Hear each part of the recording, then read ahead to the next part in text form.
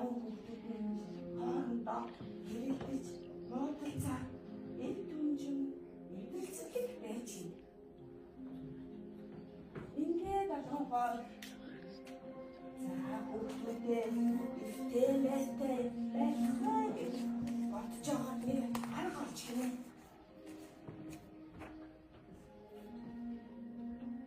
Хамгийн нэгэн сайхан өдөр хогоо түрэн багчнаа хүүхдүүдээ тойрол суулгаад за хүүхдүүд минь би таалаг нэг сум өгье. Харин та нар миний өгсөн нэг сумыг нэгээрээ хугацаанд үстэй гээд хүүхдүүдтэй нэг сум өгч гинэ. Хүүхдүүд хоорондоо ярилцаж инээлдэж мөрөлцөө өгсөн сумыг нэгээрээ хугацаанд үсч. Маш амархан тас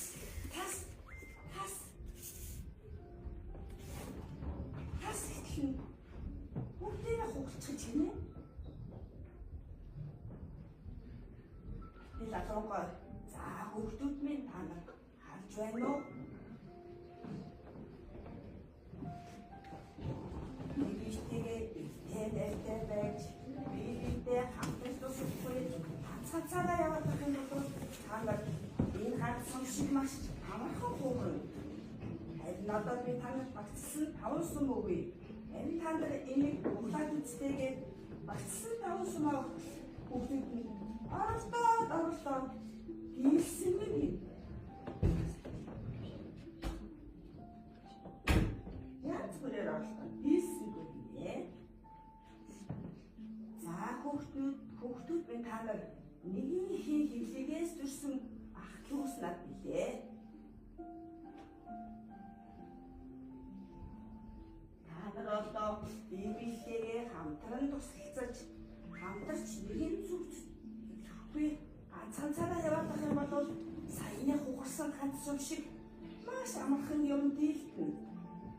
Харин багцлсан 5 сум шиг бат бих байж биетэйгээ харилцан туслалцаж хамтарч нэгэн зүг рүү зүрдэх юм бол юуч стилтэн юуч хүрч болно. Хүүхдүүдтэй сурсан байжээ. Түүнээс хойш адонгойхийн хүүхдүүд биетэй хамтран тусалцаж ихийнхээ хэлсэн сургаалыг мөнхөд бодож хамтарч нэгэн зүгт зүтгэснээр Монгол улсын хай бутархай олон аймагуудыг нэгтгэж Монгол үндэслэлийг хүчирхэг улс болгосон гэдэг. Асагийн мөрөөр орон таар. Ихтэй өртийн цагт хөгжлөө ах дүү орон таар хайчгнэ. Чи намрын мөрөөр босч өвлийн мөрөөр эхэлж байгаа анзаарч гээ. Тэгээд нас модон хаалгатай цэвэр тав цавхтай батмох байшин байх ёстой байна гэж бодчихъя. Ийм байшинтай болчихно бол хүүтнээс чайхгүй дээрээс нь чон бинийг яаж чадахгүй гэж ухаантай таараа бодож гинэ. Дээрх нь төсвийн таараа ой ийм байшин байх чинь хэцүү дээрээс нь уйдгартай бас их цаг орно гэж хэлжээ. Харин өгчлээ таараа би тэгвэл өөртөө зориулаад өгсөөр байшин байна гэжээ. Ингэээс тэд тус тусынхаа ажил гарчээ. Хөгжлөө таараа эхний өдөр өөртөө зориулаад өгсөөр байшин гарчжээ. Өөрийнхөө байшин хараад маш их баярлаж гинэ. Харин дараагийн өдөр нь дүрсгүй таараа өөртөө зориулаад мөчрөө байшин бариад дуусгачихжээ. Харин ухаантай таараа маш удаан хичээгүүлэн тоосгоор байшингаа барьсаар хийж гинэ. Маш олон өдөр барьсны эцэст тоосгоор байшин барьсан дуусчээ. Гэтэл тэдний өдөр арайхаас чам гараад ирчээ.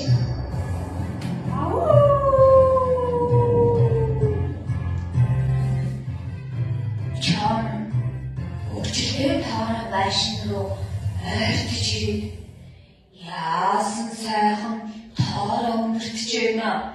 Алив тоороо минь хаалгаа нэгэж гэхтэн. Хөгжлөө тоороо яасан ч үгүй шүү. Чамаа гэж хэлжээ. Тэгтэл чам би тэгвэл ааглам өөглам зээж дүүрэн амьсгааж чиний байшин нунаана гэд үлээж хэлжээ. Энэ үед байшин нураад амжиглаа. Хөгжлөө тоороо айсандаа төсвийн тоороо байшин руу гүйж ирж гинэ. Энэ үед чам дахин ирлээ.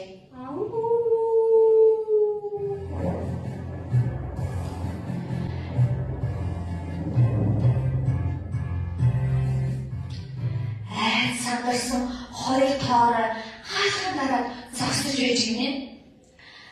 Алив тоороонууд минь хаалгаа нэгэж гэхтэн хоёр тоороо айсандаа хаалхан дараа зогсоод байж гинэ. Би тэгвэл ааглам өөглам зээж дүүрэн амьсгаа авч чиний байшин үлээнэ гэд үлээж хэллээ. Байшин нуснаггүй дахин нэг үлээлээ. Энэ үед байшин нууж бодлаа. Хөгжлөө тоороо төсвийн тоороо их л айс хамдран ухаантай тоороо байшин ирчээ. Энэ үед ухаантай тоороо их л гайхан хөөе тоор чинь юунаас ихтэй яагаа юу болов гэж асуухад муу чам бид хоёрын байшин үлээгээд хэсэгчлээ. Одоо харин чиний байшин үлээхээр ирж байгаа. Гэхдээ ухаантай тоороо тэр муу чам миний байшингийн нэрч тоосыг ганхуулж чадахгүй гэжээ. Энэ үед чам ирлээ.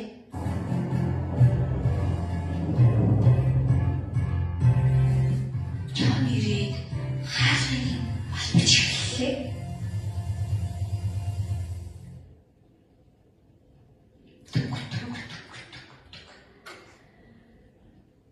Ухаантай тоороо чамыг чи одоо эндээс яваа. Чи миний байшингийн нэрч тоосыг ганхуулж чадахгүй гэж хэллээ. Энэ үед чам би тэгвэл ааглам өөглам зээж дүүрэн амьсгаа авч байгаа чиний байшин үлээнэ гэд үлээж хэллээ. Дахин нэг үлээлээ. Гуравдугаар бүр хүчтэй үлээлээ. Энэ байшин нэгч таасан гансангүй. Чам амьсгаа тасан газар таглаа. Чам гинт босч ирээд ойр орчноо ажиглаж байснаа байшингийн хянангаар болохоор шийдэж гинэ. Тэр үед ухаантай тоороо огтгонч сандарсангүй бишиндээ халаан төрж ижээ. Чамыг байшингийн хянангаар авч явах хооронд гал түрлэж эхэлжээ. Чам одоо нэг сайхан гидээс гарах нь гээд байшингийн хянангаар өсөрч галтай болчихжээ. Маш өвсөн чам ууцж хянангаар гараад бушуухан цогтойгоор болчихжээ. Энэ цагаас хойш хөгжлөө тоороо төсвийн тоороо хоёр ухаантай тоороо адилаар бат бүх тоосоор байшин байх ёстой юм гэж ойлгожээ. Ингээд тэд тус тусынхаа ажил гарч харин бат бүх тоосон байшиндаа амар сайхандаа Сайн байцгаана уу хүүхдүүд? Багш нь та нартай эртний дөрвөн амтан бүлгэр ярьж өгье. Эрт үрдийн цагт халуун дулаан сайхан ой модонд тагтаа тоолай сармагчин зан дөрөв амьдран суудаг байжээ. Нэг өдөр тэд бидний хэн нь ах болохоо мэдээ. Ах болсон нь дүү нараа тэтгэж дүү нь ах нараа хүндэлж явъя гэж хэлэлцээд би хинээс хэн ах болохоо асууж гин. Тэгтэл тэнд нэгэн мод ургаж байсан тул заам тэр модыг зааж намайг балчир байхад энэ мод надтай чицуухан би энэ модыг шөргөөдөг байсан юм гэж хэлв. Тэгэхэд сармагчин намайг балчир байхад энэ мод тоглож дүүлэх мөчөөгүй. Сүүдэр нь арай чамай намайг халахалдаг байв гэлээ. Харин тэгтэл туулай намайг балчир байхад энэ мод сая үндэслэж би үндснээс нь малтаж иддэг байлаа гэв.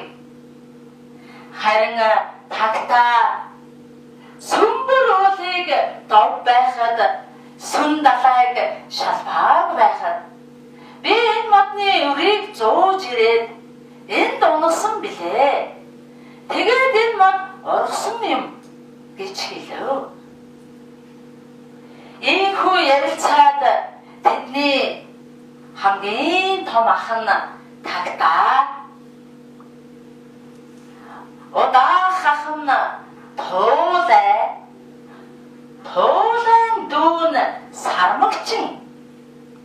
Хамгийн бага дүүн заан болж таарчээ. Дүүн ах нараа хүндлэхээр болж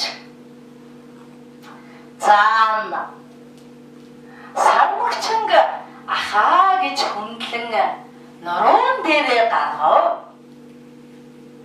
Сармагчин туулайг ахаа гэж хүндлэн мөрөн дээрээ гаргав. Туулай тагтааг ах минь гэж хүндлэн дээрээ гаргаж өнөөх модны жимснээс том ах нь авч дөрөв нартай тараа өгч эцгээв. Ийхүү энэ дөрвөн амтан эртээ найртай байснараа хүндлэх ёс болон эм нэгдлийг илэрхийлэн эртээ дөрвөн